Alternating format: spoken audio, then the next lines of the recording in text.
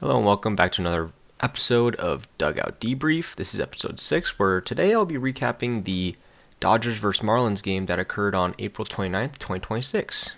The pitching matchup in this game favored the likes of Glasnow and Sandy Alcantara, which are two star-studded figures in this Major League Baseball sphere, with both of them having very good starts to the year.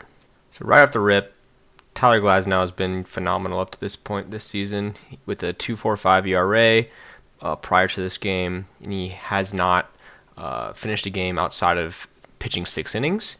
He's been phenomenal, striking out a ton of guys, walking very little. Struck out 38 up to this point, with 8 on the day today, 1 off of 1,000 on his career. He's been phenomenal, and his off speed looks great. Kind of backpacking off of his off-speed looking great.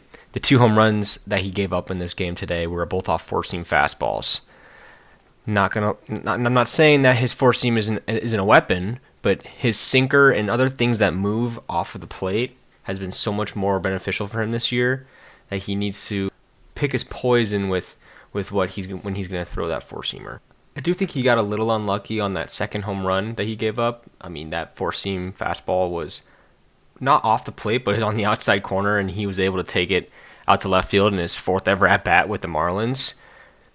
So I'm not gonna lie to you, I did have to look up his name. Completely forgot.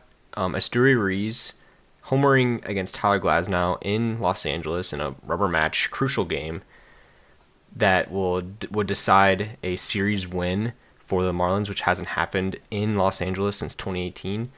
Pretty crucial at bat for him, and it's pretty daunting to see him take an outside four-seam fastball out to left field.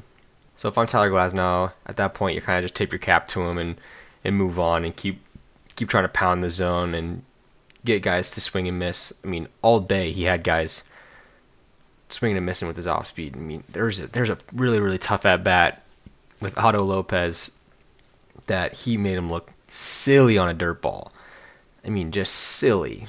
Complete sword-like animation. Speaking of Otto Lopez, I will be talking about him a little later, but he's had a pretty great season at the plate so far this season, and definitely something to talk about. But moving on to Sandy Alcantara, he's also been pretty serviceable for this Marlins team up to this point. He's had a few different types of blowups over the course of the season, with that seven bagger given up against Detroit just a few starts ago, but he's also just been able to really pitch so much for this Marlins team.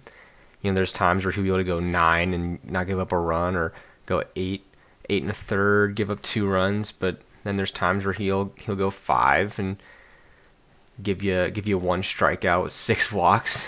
He's kind of a little bit all over the place, but his best ability is availability, and he led the league in innings pitched back in 2022. And since the injury in 2024, he's been able to rack up over 175 innings pitched in both of the last 2 years that he's pitched. So he's so valuable for this Marlins rotation, and a guy like this, you're gonna give him the pill as much as possible. Now, I'm not nearly as familiar with this Marlins team as I'd like to be. After looking through some of these guys' stats, like Xavier Edwards, Otto Lopez, Eli Stowers, Liam Hicks, these guys are putting together some nice seasons at the plate this year, and obviously it's still a young season, but in this NL East, there's still a possibility that they can making some noise. Now, them being in the wild card race is not nearly something I think that they could be a part of, just because of how looming that NL Central is going to be, that we're all kind of assuming it's going to be, and we're hoping it's going to be. But it's definitely a topic of conversation for later on in the summer, and to kind of revisit this team and see what kind of noise they're making in the NL East and competing against the Braves. But going to Los Angeles and taking this series is plus for this younger team.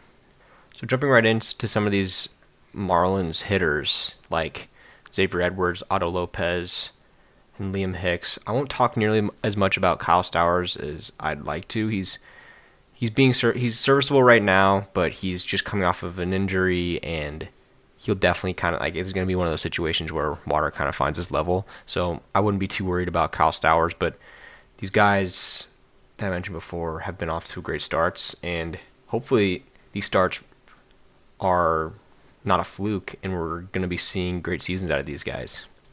Otto Lopez, 1.6 WAR on the season already in 29 games. He's 37 hits, slugging over 500, OPS in the 8s. And while his glove at shortstop and throwing ability hasn't nearly been what the Marlins have kind of hoped for, he made some nice plays in this Dodgers game. That game 2 was kind of a little rough, but he made some nice plays in this game 3 that when his bat's this good, you can kind of work with those kind of things and help him get better for the future. Then Liam Hicks, he homered in this game. 28 games, he's got north of a 300 batting average, slugging over 500 as well, OPS in the 9s, and just been a real slugging machine for this Marlins lineup that really kind of falls right in the middle of the lineup, kind of keeping that lineup moving through. It's been a huge contributor to this team so far. And then Xavier Edwards, same topic of conversation. He doesn't have that WAR piece like Otto Lopez does, but playing in 30 games, 37 hits, on-base percentage at .438, OPS in the 9s as well. I mean, got some hitters on this team. Now, 2 more guys that I wanted to highlight. And while they do play for the Dodgers, they've been pretty special this season, talking about Max Muncy and Ha-Seong Kim. Obviously, they've got plenty of other looming talent on this Dodgers lineup, but these 2 guys kind of stand out in particular. Max Muncy's really hitting for average, which you don't really see him do that much throughout his career. He's only hitting 236, 231 on his entire career, and there's kind of a running joke going now in the MLB sphere that since he's gotten glasses and been wearing glasses, he's slugging, hitting for average. His WAR has gone up at an astronomical rate. It's a pretty interesting topic of conversation because he sits in that middle of that Dodgers lineup as well.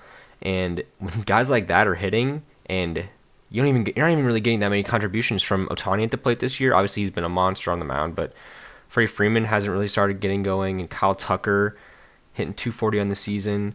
He had a nice little single in game 1 to thrust them past the Marlins to win. But